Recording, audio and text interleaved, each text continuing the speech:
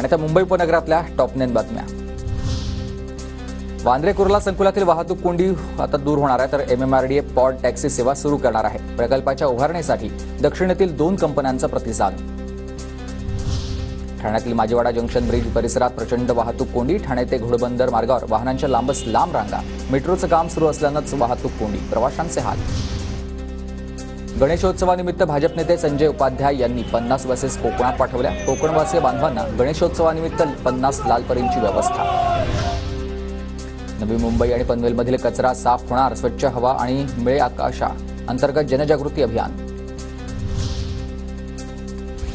Baroda JNPT मार्गावरील बदलापूर पनवेल या 4.25 किलोमीटरच्या बोगद्याचं काम पूर्ण। बदलापूर आणि नवी मुंबईला एक नवीन कनेक्टिव्हिटी मिळणार आहे। मुंबईत रात्रभर जोरदार पावसाची हजेरी। रात्रभर पडलेल्या पावसाची सकाळी उसंत। रस्ते आणि रेल्वे वाहतूक सुरळीत। चेंबूरमध्ये घराचा भाग कोसळल्यानं 1.5 वर्षाच्या चिमुकलीचा मृत्यू झालाय, तर जखमी महिलेवर राजवाडी रुग्णालयात उपचार सुरू। अंधेरीच्या DN नगर परिसरामध्ये गुन्हे शाखेची कारवाई। ड्रग्ज विक्रेत्या आरोपीला अटक करून काढली धिंड।